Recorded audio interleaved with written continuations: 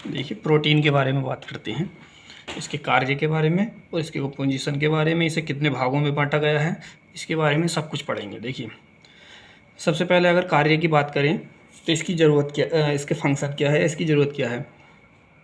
देखिए एंजाइम बनाने के काम में आता है, एंटीबॉडी बनाने के काम में आता है, स्टोरेज के रूप में रहता है, ये एमिनो एसिड में ट्रांसपोर्ट भी करता है, के काम में भी आता है, प्रोटीन हीमोग्लोबिन वगैरह के, सेल्यूलर कम्युनिकेशन में भी काम में आता है, मूवमेंट्स में हाथ के काम में आता है, एक्सन और माइसिन के, और हार्मोन्स के में भी बनता है, इंसुलिन हार्मोन्स के काम में भी आता है, इंसुलिन बनाने में। तो ये सारे जो है इसके वर्क्स हैं, काम जो इसके प्रोटीन के जो वर्क हैं, जो काम है, जो फंक्शन है, वो ये हैं। ठीक, अब इसकी बात करते हैं कंपोजिशन की, किन किन चीज़ों से मिलकर बना होता है। देखिए अगर कंपोजिशन की बात करें तो जो कार्बोहाइड्रेट था वो हमारा किन किन चीज़ों से मिलकर बनाता था, हाइड्रोजन, कार्बन और ऑक्सीजन। लेकिन इसमें एक तत्व और फालतू है, हाइड्रोजन, कार्बन, ऑक्सीजन और नाइट्रोजन। तो इसलिए ये अगर बात कही जाए कि सबसे देर से ऊर्जा किससे मिलती है तो क्या बोलेंगे, प्रोटीन से, क्योंकि इसमें इसकी जो संरचना है कार्बोहाइड्रेट से जटिल है, इसलिए ये पेट में जाकर देर से डाइजेस्ट होगा, और देर से डाइजेस्ट होगा तो ऊर्जा भी देर से ही मिलेगी। ठीक, और बात करी जाए कि सबसे ज़्यादा ऊर्जा मिलती किससे है, ये बात है टाइम की, कि सबसे पहले ऊर्जा किससे मिलेगी और सबसे बाद में किससे मिलेगी। तो सबसे बाद में तो मिलेगी प्रोटीन से, क्योंकि इसकी जो है संरचना जटिल है और इसे डाइजेस्ट होने में टाइम लगता है। और सबसे ज़्यादा जो ऊर्जा मिलेगी वो मिलेगी फैट से, क्योंकि उसके 1 ग्राम फैट में 9.2 किलो कैलोरी ऊर्जा होती है। तो इसमें कितनी होती है 1 ग्राम में, देखिए 1 ग्राम का प्रोटीन में कितनी होती है 4.3 किलो कैलोरी ऊर्जा। ठीक है, तो ये हो गया हमारा किन किन चीज़ों से मिलकर बना होता है। तो और देख लेते हैं स्ट्रक्चर यूनिट क्या है इसकी।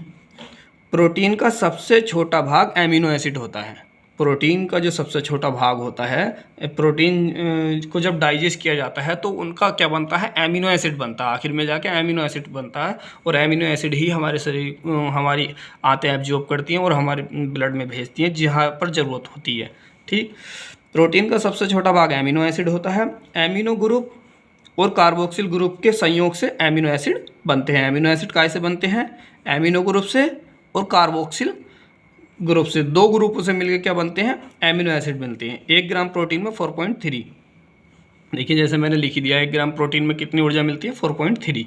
तो सब यहाँ पर ध्यान देने वाली बात यह है कि एमिनो एसिड किस चीज़ से बनते हैं। एमिनो एसिड एमिनो ग्रुप और कार्बोक्सिल ग्रुप, 2 ग्रुपों से मिलकर जो बने होते हैं वो एमिनो एसिड होते हैं।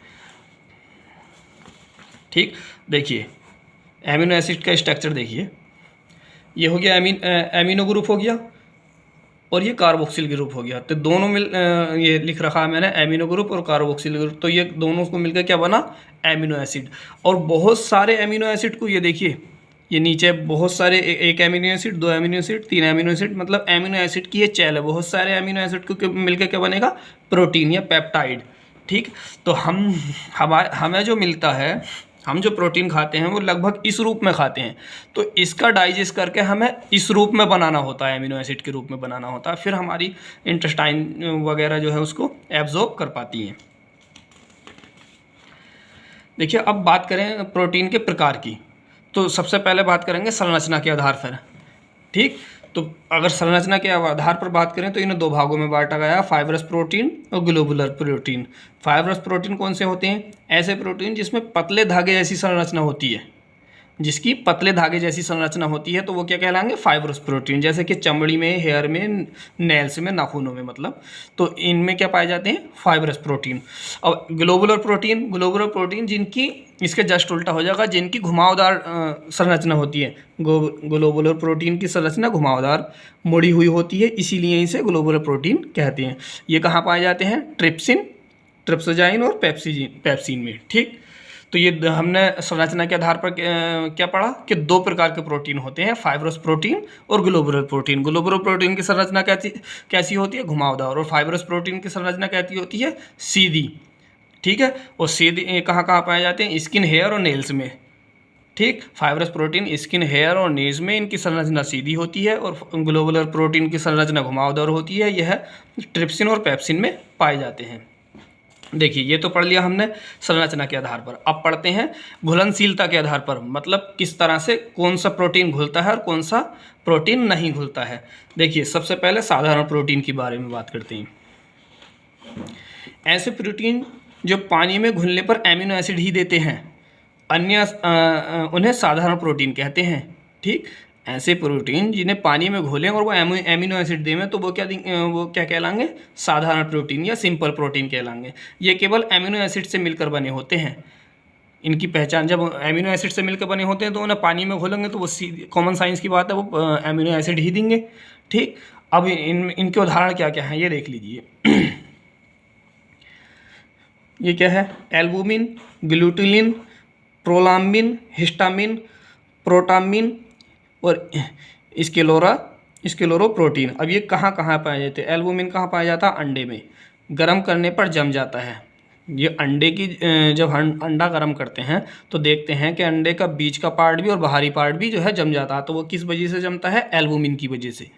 एल्बुमिन गर्म करने पर जम जाता है। देखिए ग्लूटिलिन गेहूँ में पाया जाता है, ये जल में एबिला होता है, जल में नहीं घुल सकता। ठीक। प्रोलाम्बिन ये भी गेहूं में पाया जाता है, ये भी जल में एबिला होता है। हिस्टामिन हीमोग्लोबिन में पाया जाता है, जो हमारा खून में जो हीमोग्लोबिन पार्ट होता है ये उसमें पाया जाता है। प्रोटामिन ये जल में भी एबिला भी होता है। स्क्लेरोप्रोटीन बालों और नाखूनों में पाया जाता है। देखिए तो हमने सबसे पहले क्या पढ़ा? साधारण प्रोटीन पढ़ा। अब देखिए साधारण प्रोटीन के बाद क्या पढ़ते हैं हम?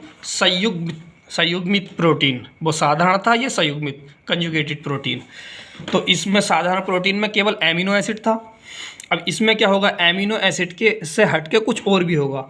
यह विशिष्ट प्रकार के प्रोटीन होते हैं, इनमें बहुत सारे एमिनो एसिड पाए जाते हैं एवं इनके साथ में कुछ और तत्व भी पाए जाते हैं। एमिनो एसिड से हटके उसमें क्या था?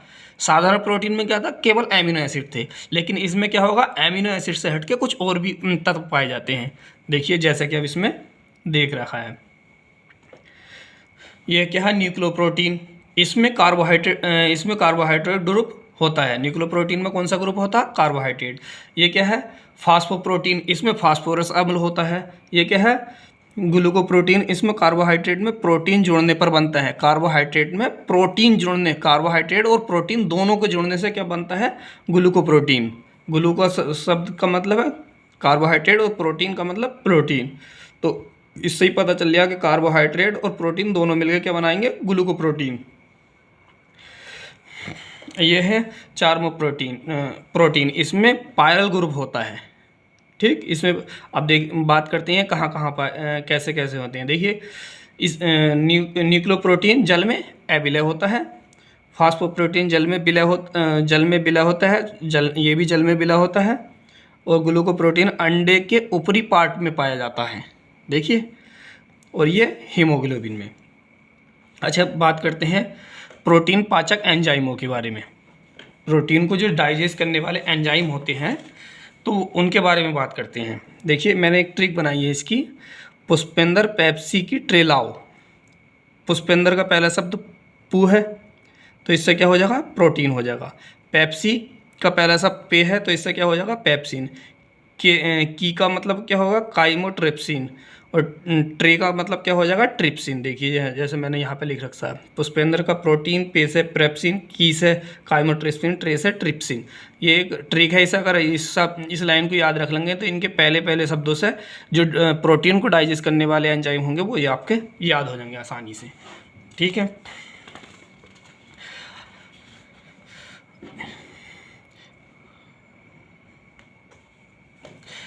देखिए रिक्वायरमेंट के अकॉर्डिंग और पढ़ लेते हैं। ये दो प्रकार के होते हैं। ऐसे एसेंशियल प्रोटीन, ऐसे प्रोटीन जो हमारी बॉडी में नहीं बनते हैं तो वो क्या कहलाते हैं? एसेंशियल प्रोटीन कहलाते हैं।